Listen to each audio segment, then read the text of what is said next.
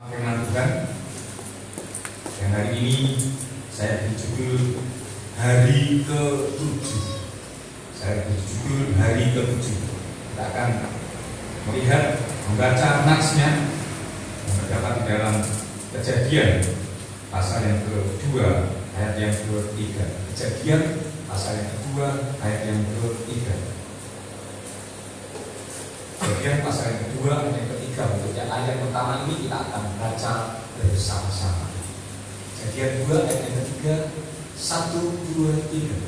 Lalu Allah memberkati hari ke-7 itu dan menguduskannya, karena pada hari itulah Ia berhenti dari segala pekerjaan penciptaan yang telah dibuatnya itu.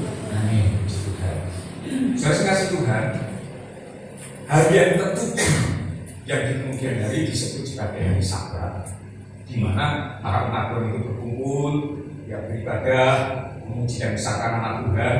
Itu adalah hari yang sangat istimewa. Itu adalah hari yang sangat istimewa.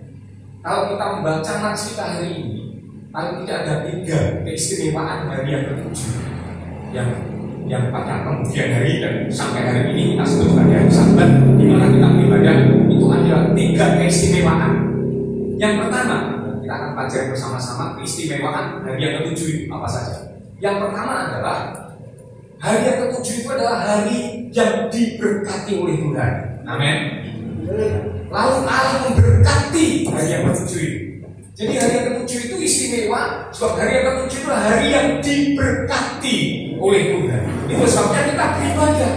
Karena kita beribadah puji besarkan nama Tuhan pada hari yang ke-7, sudah kasih Tuhan, supaya apa yang kita lakukan, apa yang kita kerjakan, pekerjaan kita selama 6 hari itu diberkati oleh Tuhan.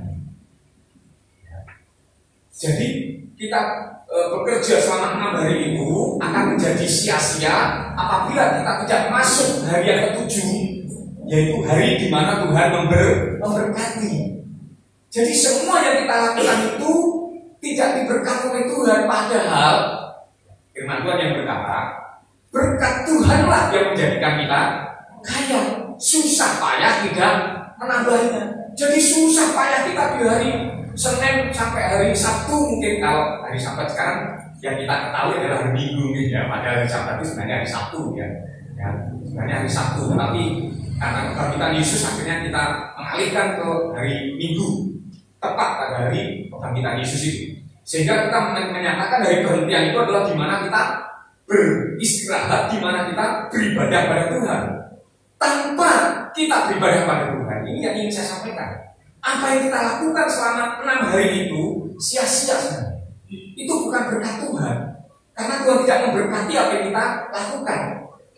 Nama Tuhan. Nah, jadi kasih Tuhan, karena firman Tuhan yang berkata, bukan saya, firman Tuhan yang berkata, berkat Tuhan yang menjadikan kaya, susah payah kita di 6 hari itu akan menjadi sia-sia apabila Tuhan tidak memberkati kita.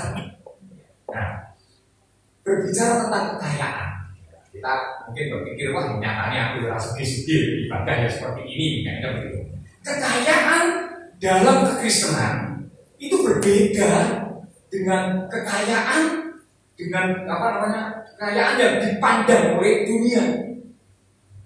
Kekayaan dalam kekristenan itu bukan masalah apa yang kita miliki. Sekali lagi, kekayaan dalam kekristenan itu bukan masalah apa yang kita miliki, tetapi masalah apa yang kita beri. Bahkan ini kalau kita lihat bukan hanya secara rohani dalam kekristenan saja, secara jasmani, orang dunia pun orang menilai itu orang kaya adalah orang yang sudah dapat memberi. Sama orang itu walaupun secara manusia rumahnya itu gedung tingkat mungkin, ya rumahnya itu besar, mobilnya itu 7, ya, dan itu mobil yang sangat mahal-mahal semua.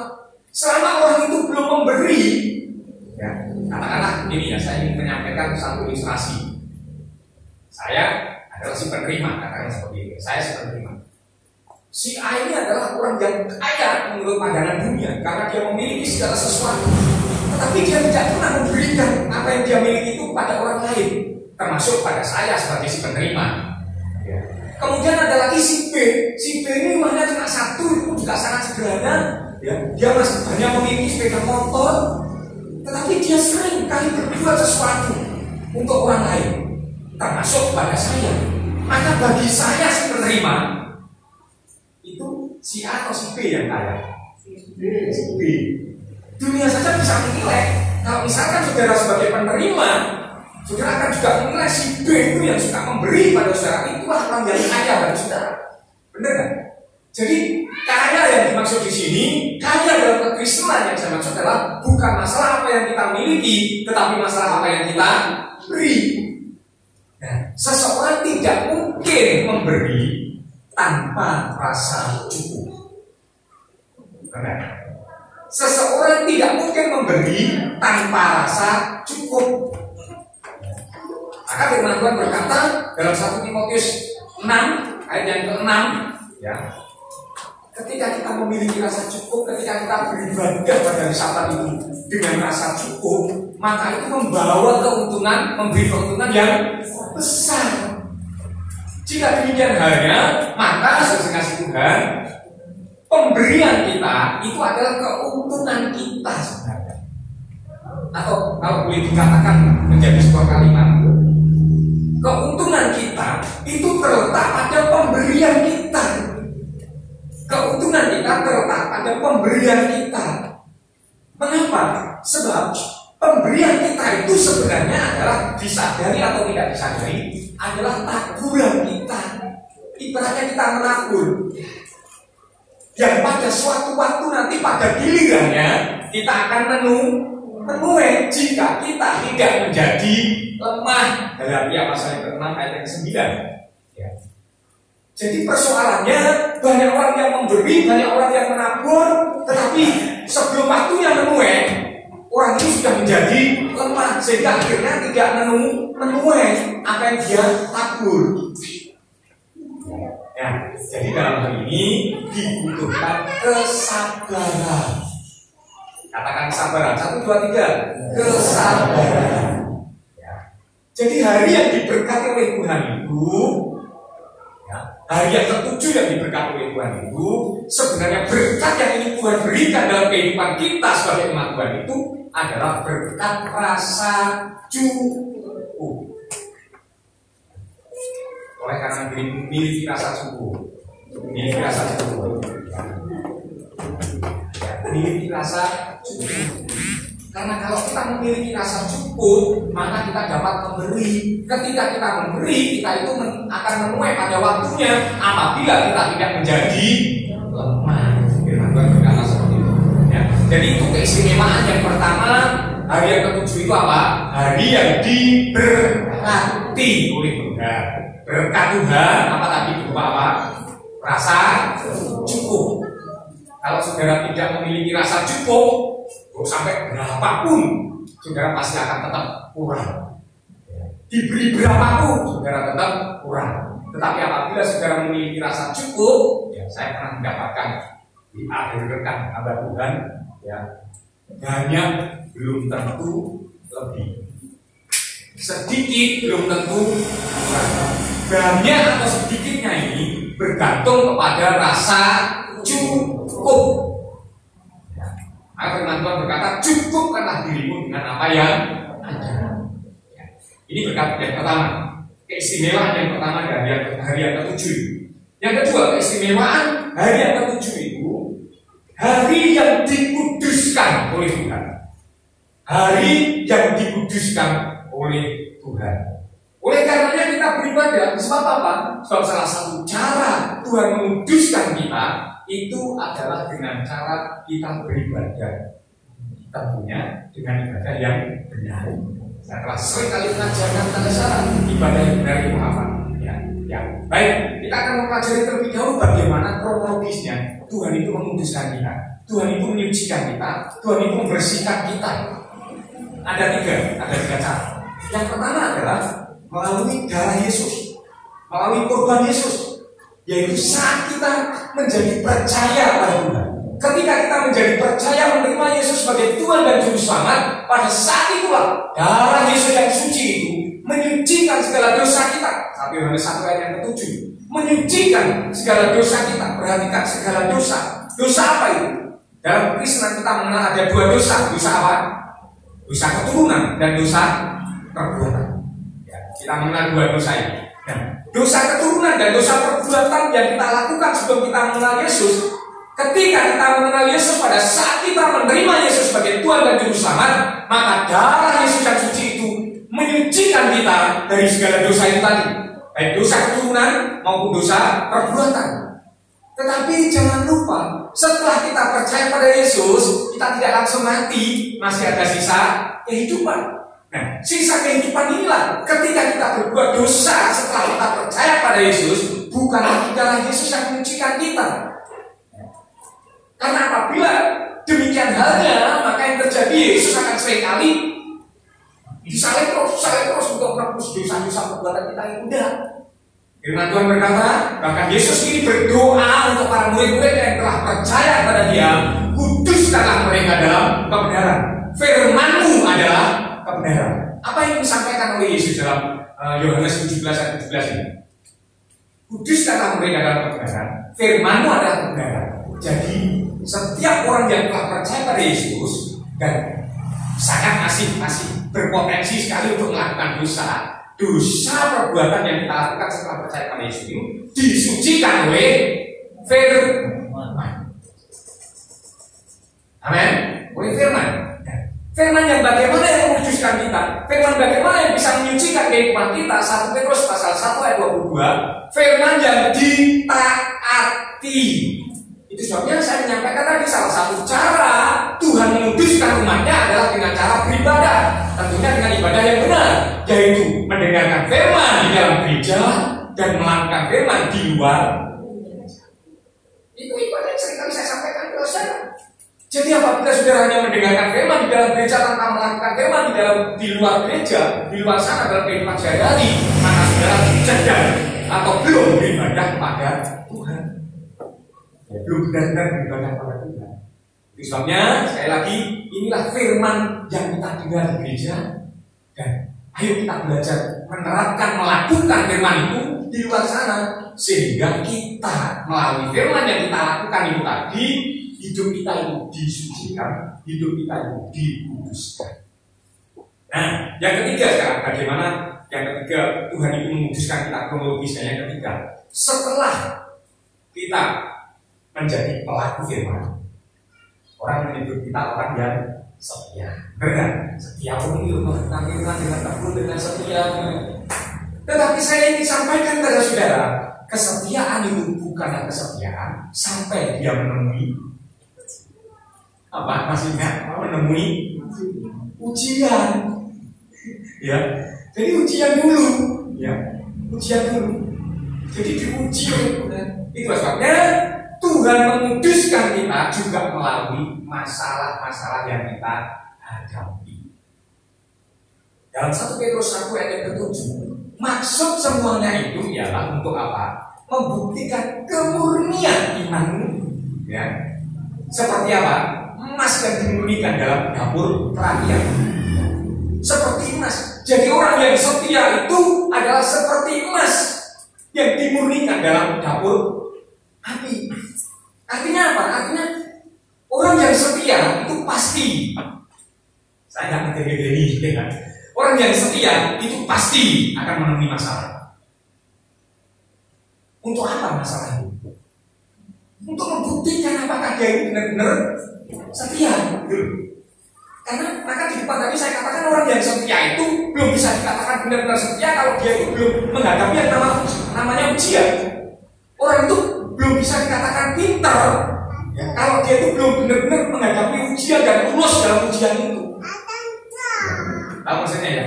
Itulah sebabnya Tuhan memurnikan iman kita, membersihkan kita dari kotoran-kotoran dunia itu melalui masalah-masalah, persoalan-persoalan, pencobaan-pencobaan hidup yang kita alami.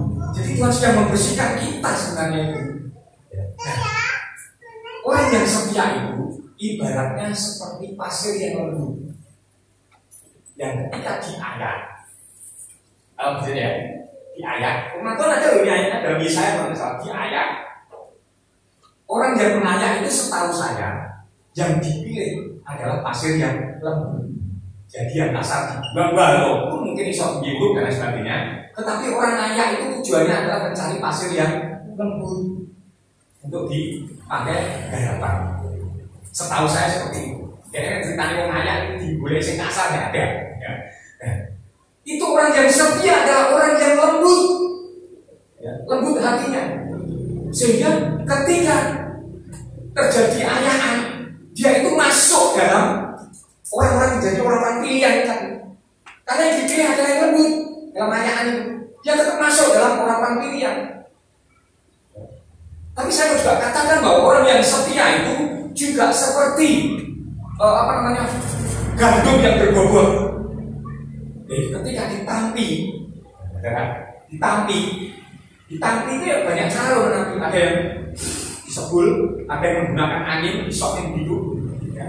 Petani, petani siapa lagi yang petani ya. Ketika disok itu ada angin, wah itu sangat senang petani. Ya bibit itu petani juga. Ya, bibit pernah napi ya, pernah napi ini, atau mungkin di, ya mungkin nggak pernah lain gerem mungkin ya. Jadi seperti itu. Kabur kanginan, saya potong, saya kosong, itu kabur kanginan. Oleh karena itu jangan jadi pisang kotong. Karena kalau jadi pisang kotong kena angin mesti kabur. Jadi kita menjadi Kristen yang berbobot. Katakan amin. Berbobot ya. Jadi jangan Kristen yang kotong. Ketika Tuhan membersihkan kita, ketika Tuhan menyucikan kita, berusaha menyucikan kita dengan berbagai-bagai cara. Kenapa orang yang setia itu perlu disucikan? Karena ada begitu banyak motivasi kesetiaan itu, saudara. Ada begitu banyak motivasi kesetiaan. Itu sebabnya Tuhan perlu menyucikan, perlu memurnikan motivasi kita itu, sehingga benar-benar motivasi kita itu, kesetiaan kita itu benar-benar tertuju kepada Tuhan. Amin. Jadi Tuhan menyucikan kita lewat masalah. Ya, masih wedi, mencari setia itu wedi. Ya. Jangan takut saudara ya, jangan takut. Tuhan akan memberi kita kekuatan. Maka saya beritahukan kepada saudara, bahkan Yesus juga memberitahukan terlebih dahulu kepada kita apabila datang waktunya. Nanya apa kita dan sebagainya itu, kamu ingat bahwa aku telah mengatakannya kepadamu. Yesus pernah berkata seperti itu dalam Yohanes 16. Ya. Jadi janji dalam Kristen itu adalah janji kekuatan, bukan hanya janji pelepasan dilepasnya dari segala masalah, bukan, tetapi janji kekuatan. Ada mujizat yang lain. Apa itu? Kekuatan. Ya. Puji nama Tuhan. Ini yang kedua. Hari yang ketujuh itu adalah hari yang dikuduskan. Itu sebabnya kita beribadah supaya kita juga dikuduskan oleh Tuhan, dan Tuhan menguduskan kita melalui darahnya yang suci. Tuhan menguduskan kita melalui firman-Nya yang kita taati, dan Tuhan menguduskan kita melalui masalah yang kita hadapi. Maka apabila kita sudah lulus semua itu, kita akan menjadi orang yang kudus di hadapan Tuhan. Yang ketiga, istimewanya hari yang ketujuh, yang ketiga yang terakhir adalah hari perhentian, di mana Allah berhenti dari segala pekerjaannya. Ya. Hari istirahat, di mana Tuhan beristirahat dari pekerjaannya. Ya. Puji nama Tuhan. Dalam Ibrani pasal yang keempat, ayat yang ke-8 dan 9.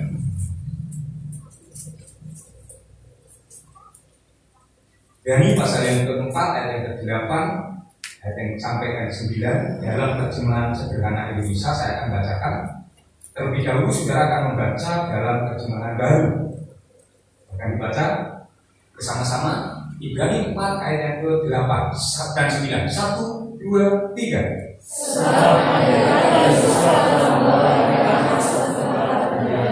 Pasti Allah tidak akan berkata kemudian tentang suatu jadi manusia setia suatu hari pengertian, hari ketujuh bagi menghafal. Ya, saya akan membacakan dalam terjemahan sederhana Indonesia.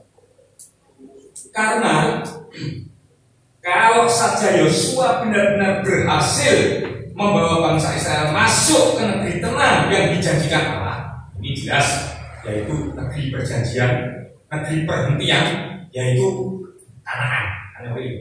Ini jelas Kanaan. Padahal kalau kita melihat itu memang sudah benar-benar terjadi. Kenapa negeri Kanaan itu dikatakan sebagai negeri tenang dalam terjemahan sederhana Indonesia?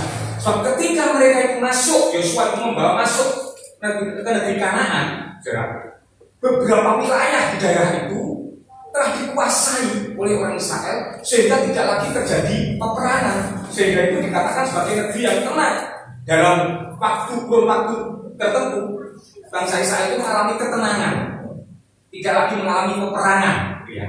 Nah, sehingga Alkitab berkata, Ibrani penulis Ibrani mengatakan sebagai negeri tenang yang dijanjikan Allah. Ya. Seandainya itu benar, itu sudah membawa masuk ke sana, ini secara manusia sudah memang benar-benar terjadi.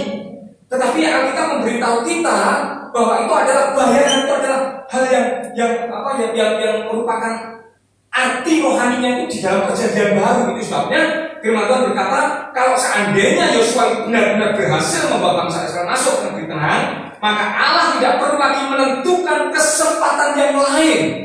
Dalam bahasa terjemahan baru dikatakan sebagai apa? Dalam terjemahan baru dikatakan sebagai apa? Hari yang lain. Tuhan tidak akan berbicara tentang suatu hari yang lain, gitu ya. Kesempatan yang lain untuk masuk ke negeri itu. Ayat yang 9 dalam terjemahan sederhana Indonesia, lagi ayat yang 9. Jadi hal itu menunjukkan jadi kegagalan Yosua membawa orang Israel masuk ke negeri Kanaan. Sebenarnya mereka sudah masuk, tetapi toh dikatakan sebagai Yosua itu gagal, tidak bisa membawa masuk ke negeri tenang itu tadi. Kenapa? Karena ternyata bangsa Israel itu tidak mengalami ketenangan di negeri tenang itu. Nah, maka hal itu tadi hanya menyatakan, menunjukkan bahwa masih ada kesempatan bagi kita umat Allah untuk memasuki negeri tenang, ya. Untuk memasuki negeri tenang. Memasuki negeri tenang dalam tanda kutip Allah itu, yaitu suatu ketenangan rohani yang bisa digambarkan seperti berhenti bekerja pada hari Sabat. Sudah kasih Tuhan, hari perhentian itu dikatakan sebagai negeri tenang. Dan kemudian kita melihat dalam terjemahan sederhana ada kesempatan yang lain untuk masuk negeri tenang itu, ya, masih terbuka. Jadi kesempatan itu masih terbuka bagi kita sebagai umat Allah untuk masuk ke negeri yang tenang itu. Sebab di negeri tenang itu kita beroleh ketenangan secara rohani. Apa itu ketenangan secara rohani tadi? Ketenangan secara rohani itu bisa digambarkan seperti berhenti bekerja pada hari Sabat. Jadi orang yang tidak berhenti bekerja dari Sabat itu bisa dikatakan rohaninya belum tenang, kira-kira seperti itu. Walaupun kita sudah beribadah pada Tuhan, ibadah pada Tuhan. Tapi kalau hari perhentian di mana Tuhan itu beristirahat dari pekerjaannya, kemudian kita masih bekerja dari Sabat itu, maka yang terjadi kita tidak bekerja bersama-sama dengan Tuhan. Kita tidak bekerja bersama-sama dengan Tuhan. Itu sebabnya hari perhentian itu bisa dikatakan sebagai juga negeri tenang, di mana kita memiliki ketenangan secara rohani, yaitu ketika kita berhenti bekerja pada hari Sabat. Itulah sebabnya, saudara-saudara, kita beribadah di hari Sabat, sebab ibadah itu, dalam ibadah yang kita kerjakan itu mengandung janji kesehatan. Dalam Keluaran 23-25 katakan apa? Tetapi kamu harus beribadah pada Tuhan Allahmu, karena Aku akan memberkati roti makananmu dan air minumanmu, dan Aku akan menjauhkan apa? Penyakit dari tengah-tengahmu. Bagaimana Tuhan menjauhkan penyakit dari tengah-tengah kita ketika kita beribadah pada Tuhan?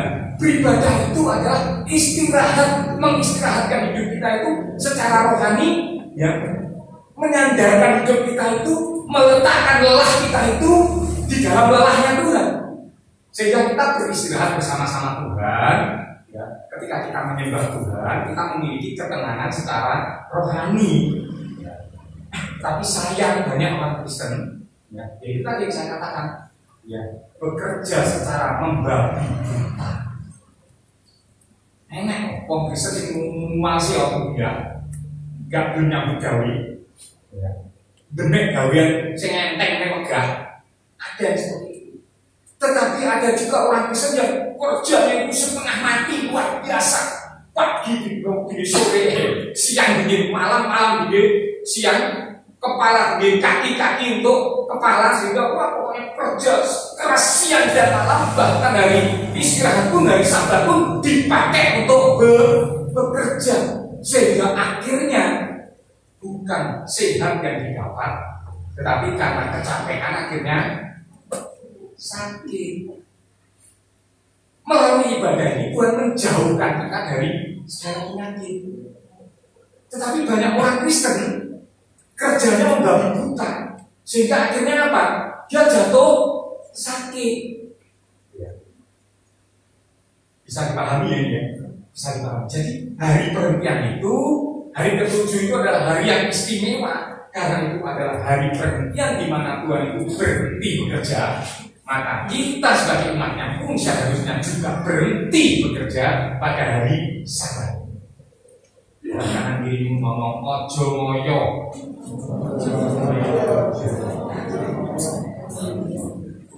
Ngoyo itu apa? Bahasa Indonesianya apa? Jangan ngoyo. Jangan ngoyo. Jangan apa itu ngoyo? Jangan memaksakan diri. Jangan memaksakan diri. Kalau lelah ya beristirahat. Jangan kosong pada nyambut gawe sama kurang pikir. Pada nyambut gawe. Akhirnya terjadi sakit, kecapean, kelelahan. Puji nama Tuhan. Sudah dikasih Tuhan. Kesimpulan dari apa yang saya sampaikan ini adalah bahwa hari yang ke-7 yang kemudian hari disebut sebagai hari Sabat itu memiliki keistimewaan, yaitu mengajarkan kita untuk menjadi berkat. Hari Sabat mengajarkan kita untuk menjadi berkat, ya, karena kita telah diberkati pada hari Sabat. Nah, hari Sabat mengajarkan kita untuk menjadi taat, karena hanya firman Tuhan yang kita taati yang bisa menyucikan kehidupan kita. Sebab pada hari Sabat lah Tuhan itu memutuskan hari itu. Tuhan memutuskan hari Sabat. Yang ketiga, melalui hari Sabat itu Tuhan mengajarkan kita untuk tahu beristirahat. Makanya tadi oleh kanan kirinya kan tadi bilang apa? Ojo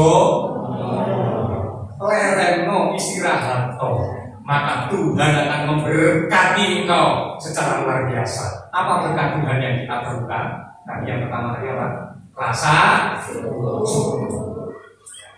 Inilah firman Tuhan yang dapat saya sampaikan kepada saudara, kiranya memberkati setiap kita. Mari kita lakukan salah satu.